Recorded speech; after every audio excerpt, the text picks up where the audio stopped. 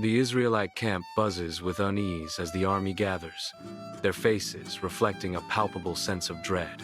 King Saul paces restlessly, his brow furrowed with concern, a stark contrast to the imposing Philistine army looming in the distance.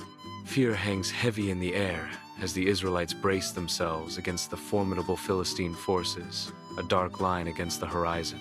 A sea of faces, etched with discouragement, reveals the depth of the Israelites' apprehension as they prepare for the impending battle. King Saul's worry deepens, overshadowed by the formidable Philistine army visible in the distance. The stark contrast between the fearful Israelites and the looming Philistine army heightens the tension, casting a shadow of doubt over the camp. The valley of Elah lies in hushed anticipation, a natural arena dividing two armies poised for conflict. A formidable figure emerges. Goliath, a warrior of immense stature, steps boldly into the space between, his armor gleaming under the sunday. His shadow stretches far, a symbol of the dread he inspires, as his booming voice shatters the tense quiet. His challenge echoes across the valley. I dare any Israelite to fight me. Fear grips the Israelites, paralyzing them in the face of such overwhelming might. Inside the opulent tent, King Saul sits, his face a mask of deep concern. His voice echoes with desperation, offering riches in his daughter's hand to any who dare challenge Goliath. I offer a great reward to the man who can defeat Goliath, wealth beyond measure, and the hand of my daughter in marriage. Silence descends, heavy and thick, as fear grips the hearts of all present. No one steps forward. The air hangs heavy with unspoken dread. Under the warm sun, young David keeps watch over his flock in the vast, green field. The tranquility is broken as David's brother arrives, his serious expression foreshadowing urgent news. His brother declares gravely, "David, you need to bring supplies to the Israelite army." David responds with eagerness, "I am eager to help." Dust swirls around David as he enters the tense Israelite camp. The air vibrates with a booming voice, casting a pall of fear over the Israelite soldiers. David's brow furrows at the sight of the fearful soldiers, the challenge of Goliath hanging heavy in the air. A fire ignites within David as he steps forward, his voice ringing with conviction. Sunlight pierces the tent, revealing Saul on his crude throne, his gaze fixed skeptically on young David. Saul challenges, his voice echoing in the tent. You would face Goliath? You're but a boy, inexperienced in war." David stands resolute, his youthful face radiating unwavering faith.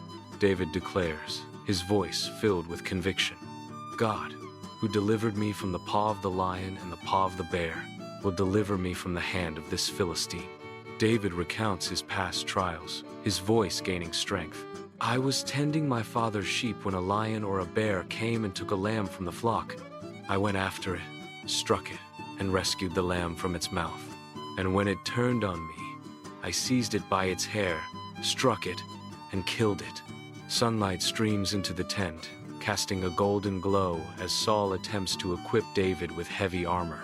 David shifts uncomfortably, the ornate metal plates digging into his skin, restricting his movement. Testing the weight, David finds himself restricted, his movements clumsy and awkward under the heavy load. With a sigh of resignation, David begins to dismantle the cumbersome armor, piece by piece. Each piece of metal clatters softly as David carefully removes it, the weight lifting from his shoulders. The ornate armor rests on the nearby stand, a silent testament to David's quiet resolve. In the valley of Elah, David's youthful resolve shines as he confidently advances toward the giant Goliath. Goliath's laughter erupts, echoing through the valley, his voice dripping with disdain for the young warrior. Goliath booms, "Am I a dog, that you come at me with sticks?" David, undeterred, continues his advance, his eyes locked on the mocking giant. The stones in David's pouch gleam under the sunlight, each one a promise of defiance. Goliath watches David approach, his laughter fading into a menacing glare. Under the relentless sun, Armies clash in the valley of Elah, a tableau of impending war. Amidst the armored ranks, a young shepherd, David, steps forward, his defiance a beacon against the giant Goliath. David's eyes blaze with unwavering faith as he confronts the giant. David's voice echoes across the valley. You come against me with sword and spear, but I come against you in the name of the Lord Almighty, the God of the armies of Israel, whom you have defied. In the valley of Elah, David prepares his sling, a determined glint in his eyes. With unwavering resolve, David hurls the stone towards the colossal Goliath. The stone finds its mark, striking Goliath squarely in the forehead. The mighty Goliath collapses, his fall echoing through the valley. In a burst of youthful speed, David sprints towards the fallen giant. He seizes Goliath's massive sword, its steel blade gleaming under the sun's harsh gaze. Adrenaline surges as David hoists the colossal sword high above his head. With brutal force, he brings the sword crashing down, severing Goliath's head. Goliath's severed head bounces on the parched ground. The Philistine army is stunned into silence. Their champion, their symbol of strength, lies defeated. In the valley of Elah, the Israelite army erupts in a surge of power, their advance shaking the very ground. The valley becomes a stage for their relentless pursuit of the routed Philistines. A sea of soldiers sweeps across the open ground, their unified motion a testament to David's triumph. Each step resonates with the echoes of victory, propelling them further into the heart of the valley. The routed Philistines scatter before them, the valley now a canvas of Israelite might. Beneath the radiant sun, the battlefield transforms into a stage of jubilation, where the Israelites rejoice in their triumph. A chorus of elation rises from their throats, echoing across the ravaged landscape. Amidst the exultant throng, David, a young man with a gaze of fierce resolve, becomes the focal point of admiration. He is hoisted high upon the shoulders of the crowd, a symbol of valor and might. The crowd hails David as their hero, their voices reverberating with gratitude and awe. Amidst the ancient walls of Jerusalem, a triumphant return unfolds, heralding a new dawn for the city, a symbol of victory. Goliath's head is paraded through the streets, embodying the courage that saved Jerusalem. The city watches, their faces etched with awe and relief, as David presents his prize to the heart of Jerusalem. Jerusalem erupts in cheers, the echoes of their gratitude resonating through the ancient stone. In the aftermath of battle, a city rejoices, forever changed by the young hero's bravery. Sunlight bathes Saul's grand palace, casting a golden glow on the ornate decorations. Young David stands resolute before King Saul, his presence a stark contrast to the opulent surroundings. Saul studies David, a flicker of admiration briefly softening his regal gaze. Saul speaks, his voice resonating through the hall. You possess courage and faith beyond your years, young man. I am impressed. A moment of tense silence hangs in the air before Saul's probing question. Tell me, what is your lineage? Inside Saul's palace, Jonathan watches David, his eyes reflecting an admiration that burns like a sacred flame. A profound connection ignites between them, forging a bond of friendship destined to alter the course of destiny. Jonathan reaches out, his hand seeking David's, a gesture of unity in a world teetering on the brink of chaos. Their hands meet in a firm clasp, sealing a covenant that echoes with the weight of unspoken promises. In that moment, they forge a solemn vow, their destinies intertwined in a tapestry of unwavering loyalty. A covenant of unwavering loyalty is sealed, binding their fates together in a world hungry for hope. Across the sun-drenched Israelite towns, David's name echoes with growing fame. The voices of women rise in jubilant song, celebrating David's glorious victories. Their voices blend in harmony. Saul has slain his thousands, and David his tens of thousands. The melody spreads like wildfire, carried on the wind through the bustling towns. In every corner, David is hailed as a hero, his bravery becoming legend. The women's song reverberates, a testament to David's ascendance and Saul's fading glory. Saul sits on his throne, a king observing his kingdom, but a storm is brewing within. The cheers of the crowd become a discordant note, revealing a painful truth. Their adoration is for David. A flicker of jealousy ignites in Saul's eyes, a spark that threatens to consume his very being. Resentment hardens his features, transforming a once noble king into a man consumed by suspicion.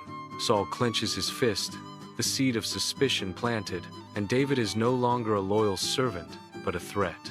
Flickering torchlight dances across the opulent walls of Saul's palace, casting long, eerie shadows. David sits calmly before the throne, his fingers gracefully dancing across his harp, filling the hall with a soothing melody. Saul sits on his throne, seemingly soothed by the music, yet a dark glint of malice flickers in his eyes. With a sudden roar, Saul rises and hurls his spear at David with furious intent. Startled, David leaps aside just in time as the spear pierces the wall where he had been sitting moments before. Under the pale moonlight, David's house is besieged by lurking shadows, hinting at unseen threats. Inside the house, Michal's hushed urgency fills the air as she prepares David for a perilous escape. With swift resolve, Michal guides David toward the window, their fate hanging in the balance. "They're here for you, David. You must escape," Michal whispers, her plea laced with desperation. David vanishes into the untamed wilderness, a lone figure against the vast expanse. A transformation begins as David embraces his new identity as an outlaw. Drawn to his cause, a band of loyal followers emerges from the shadows, ready to stand by David. United by a shared purpose, they gather around David, their eyes reflecting unwavering resolve. Together, they venture deeper into the wilderness, a formidable force forged in the heart of the wild. Within the harsh embrace of the Cave of Adullam, David and his loyal men seek sanctuary. From the far reaches of Israel, the downtrodden and indebted gather, answering the call to David's cause. Bearing the weight of their burdens, they converge upon the cave, their faces etched with desperation and a glimmer of hope. Under David's banner, a fellowship of the distressed finds solace and purpose in the heart of the wilderness. Beneath the relentless desert sun, David moves, an unending expanse stretching before him. Each step is a testament to his unwavering faith, a silent prayer etched against the harsh landscape. The sun beats down, yet his spirit remains unyielding, trusting in divine protection. He scans the horizon, ever watchful, his trust a shield against the desert's dangers. Alone in the wilderness, his faith echoes louder than the desert wind. Beneath a sky strewn with stars, David and Abishai move as phantoms into Saul's camp, where the stillness of night is disrupted only by the distant cries of jackals. Shadows waltz around them as they tread carefully among the sleeping figures, their steps measured and silent. Abishai whispers with deadly intent, "I will kill Saul." David responds with resolute conviction, "I will not lay a hand on the Lord's anointed." On a rugged mountaintop, David stands defiant against the wind, his hair whipping wildly around him. He raises his voice, a beacon of sound against the vast landscape, calling out to Saul. In his hands, he holds aloft the spear and water jug, undeniable symbols of mercy and restraint. His voice echoes, "Saul, look, I had the chance to end it all. I could have taken your life, but I didn't." A distant voice responds, laced with remorse. "David, is that you?" "My son, David, you are more righteous than I."